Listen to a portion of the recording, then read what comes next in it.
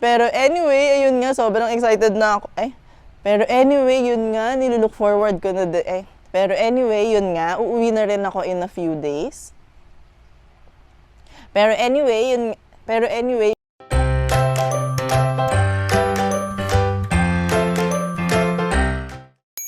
Hi, this is Elle and welcome to another video. Ang video natin ngayon is all about our kitchen and yung mga must-haves namin, lahat ng sources doon. Dahil yun yung last post natin, yung budget makeover nung kitchen natin sa Penthouse Studio.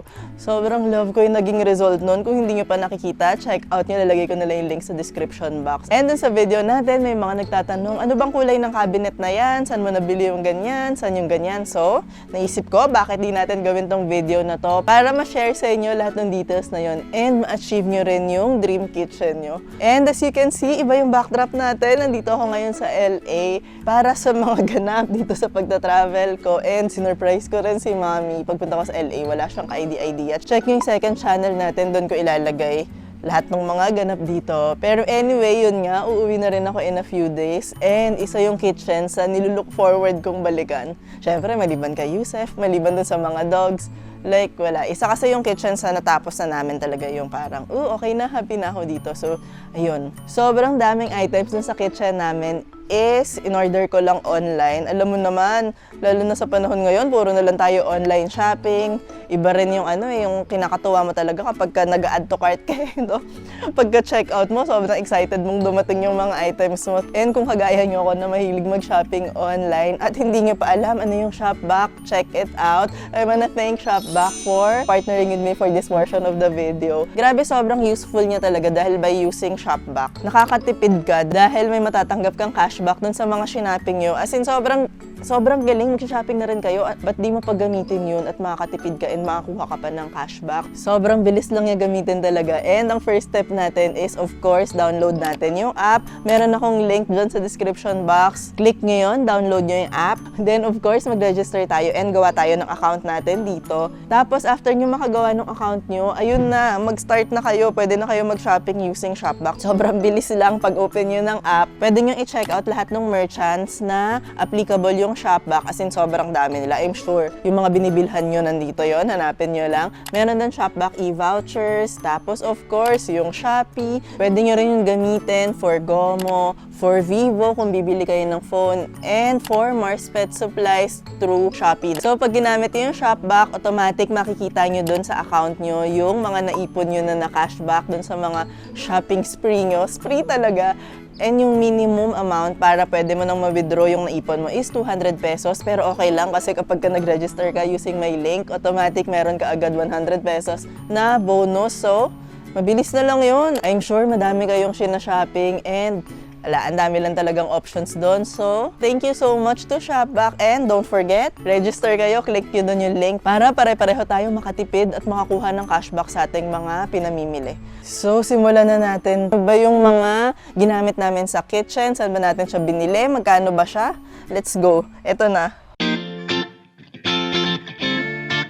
First is yung kitchen island natin. Well, wala tayong source doon dahil custom ko siyang pinagawa. As in, yung sukat nun is yung based doon sa House of Elle. Nagkataon lang talaga na sumakto siya and perfect din siya para dito sa penthouse natin. So, I'm super thankful. Pinarepaint ko lang siya. Kung gusto nyo ng ganun, magpagawa rin kayo. I-base nyo dun sa size ng kitchen nyo. Ano ba yung needs nyo? Yung akin kasi may 2 drawer, tapos may cabinet dun sa likod. Pero dun sa kabilang side is may space para makaupo tayo and pwedeng lagyan ng bar chair. And speaking of bar chair, binili ko lang siya sa marketplace, second hand siya. So, check out din kayo ng ganun. Actually, kaya ako siya binili agad nung time na yun dahil wala akong, mas unique. Hindi naman siya super unique. Yung itsura niya, normal, pero ang point is, hindi ko siya masyado nakita yung style na yun. Wala akong nakikita masyado sa ibang stores. Kaya, nung nakita ko, okay naman yung price, binili ko agad and sobrang niyang sulit kasi sobrang niyang comfy. Next naman is yung light fixture natin dun sa ibabaw ng island. Pinili ko talaga siya para dito sa kitchen na to. It's from Home Cartel. Isa to sa mga bagong items dito sa penthouse. Sobrang niyang bagay. Gusto ko ng natural suliya element. Tapos meron siyang mga black accents na bumagay dun sa ibang black naman dun sa space natin. Sobrang love ko yung piece na yon dahil simple lang siya pero may dating. Alam mo yung ganon. And then, yung color naman natin, madaming nagtatanong. So, dun sa bottom cabinet natin, ayan, pa-flash ko na lang dito yung exact color na ginamit natin, na green. Ang ganda ng pagka-green niya. Like, it's bright, fresh siya, pero hindi siya yung talagang shocking na green na parang sumisigaw, ganon. Like, for me, medyo, technically hindi siya neutral. Sa mata ko lang, mas neutral na siya dahil color siya ng nature, color siya ng ganyan. Next time, pag maglalagay na kami ng maraming plants dun sa area, magbabagay-bagay na sila lahat. So, ayan yung color ng green natin. I love it. Next naman natin is yung faucet natin. Sobrang love ko ng faucet na yun. Ang tagal na nun sa akin.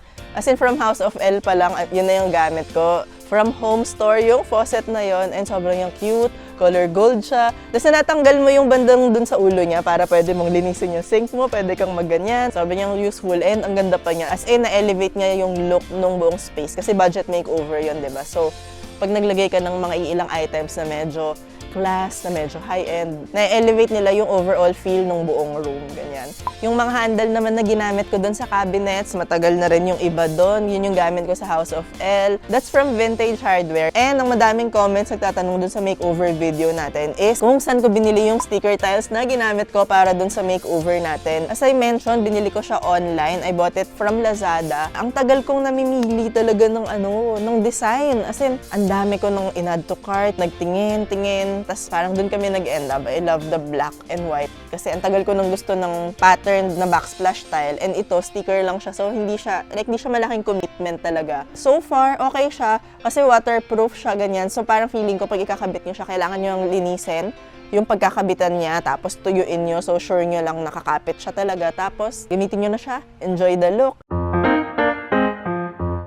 Then, punta naman tayo sa mga appliances namin na ginamit para dito. Well, yung unang-una is yung ref natin. Ilang beses ko nang na-mention yan. Ginawa ko na yan ng sariling video. Binili ko siya sa marketplace. Pero, sobrang hirap hanapin ng style na yun. As in, ang tagal ko siyang hinahanap. And overall, kahit hindi yung ganong style, good experience naman kami sa mga Japan surplus na mga ref. So yun, dun ko lang siya binili. 7,500 lang siya. Why not? And yun, ang ganda ng itsura niya. And yung size niya is sakto lang para sa amin dalawa. And pagdating naman sa pagluluto, for the longest time, ang gamit namin is induction cooker. So, yan yung induction cooker namin. Sobrang cute niya. Yung binili ko siya rin para sa House of Elle yun. And ang ganda ng itsura niya dahil ang simple. Yung iba kasi diba square, ganyan, malaki. Ito ang liit lang, tapos white. Tapos may black na design. Niloloko nga ako dati ni Yusef, mukha daw yung robot na vacuum. Pero okay lang. Totoo naman, nakakatawa lang siya. Pero like, gusto ko yung itsura niya. Then, para sa rice cooker natin, bumili tayo ng parang yung less starch na rice cooker. Hindi ko alam kung effective yun. Parang may nabasa ako, hindi naman daw. But, yun yung binili ko dahil parang kahit na konting percent na mabawas niya, why not? And sobrang sleek lang ng itsura niya. White lang siya. Actually, bumagay din siya dun sa induction cooker natin. And so far, wala namang problema. Nakaluto kami ng kanin. Tapos, nagde-drain talaga yung water dun sa ilalim. And yun, so far, we love it. And yung microwave, sobrang love ko nitong microwave na to. Sobrang yung cute. Alam nyo naman, syempre nagbe-base ako anong itsura niya. Pero maliban sa itsura niya, it works well. Wala siyang issue. Para sa coffee maker, wala pa. Actually, wala pa akong coffee maker. Pero meron akong isang tinitignan na gusto kong bilhin. So, isi-share ko na rin dito. Sa mga may experience na, meron ba sa inyo nakabili na nito, gumagamit nito? Ano bang experience nyo? Masarap ba yung ginagawa niyang coffee? I-check out ko na ba siya kasi ang tagal na niyang nasa cart ko. As in, nandun lang siya, tapos sinitignan ko, bibili na ba kita? Hindi ko alam, we'll see. Next naman natin is yung mga gamit namin pang organize sa kitchen, mga accessories, and konti lang naman to, pero sobrang nilang useful.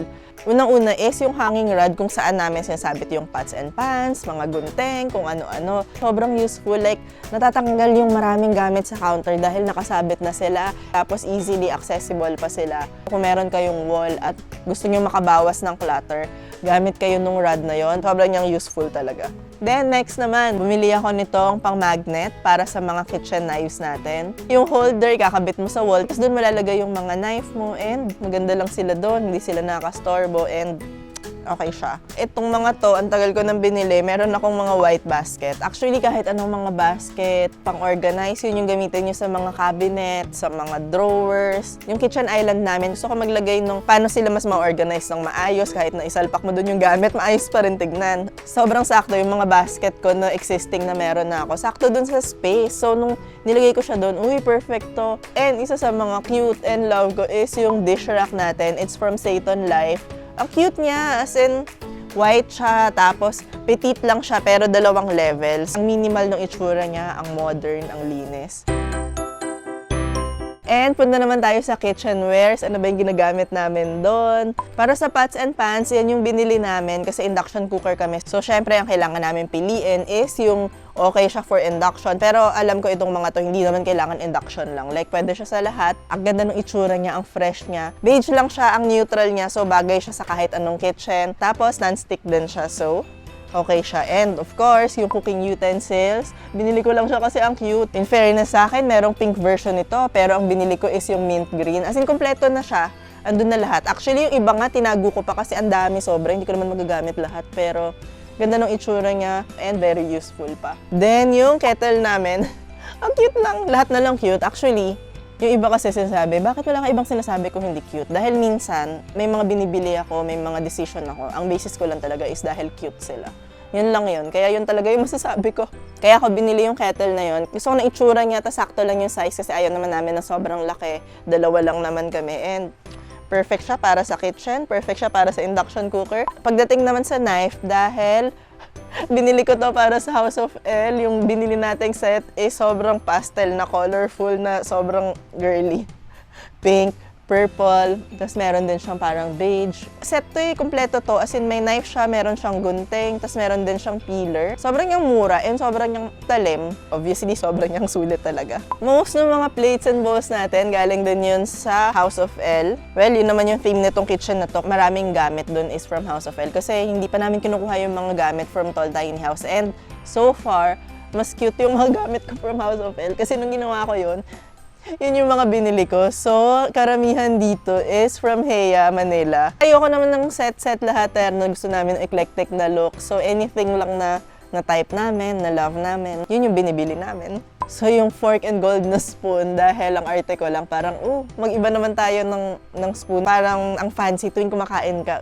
Na-enjoy mo lang dahil lang gold yung spoon. Kaartehan lang naman yun, pero ang ganda lang yan. Nakaka-elevate lang siya nung ating eating experience, ganon. And meron din tayo nung mga dispenser, kasi dati ko pag gustong gawin yon, yung ilipat yung, kunwari, may oil ka, may vinegar, may ganyan, lagay mo sa magagandang container para pwede mo silang i-display, na cute pa din sila, na maganda pa din sila. And meron din tayong set nung maliliit na lalagyan ng salt, ng pepper, ng kung ano-anong spices, tas may label pa. Ang ganda lang niya dun sa shelf natin. Nakakatuwa siya na i-display, tas para feeling mo, ang legit, ang cute lang ng kitchen mo. So, ayun, yan lahat yung mga sources natin para dito sa ating kitchen. Yan yung mga kitchen must-haves ko. Feeling ko magdadagdag at magdadagdag pa ako. Pero so far, sobrang happy ko na sa kanya. Hopefully, may mga nakuha kayong idea dito. Feeling nyo ba meron kayong ma-add to cart ngayon? Hope na enjoy nyo tong video natin. Until next time, bye!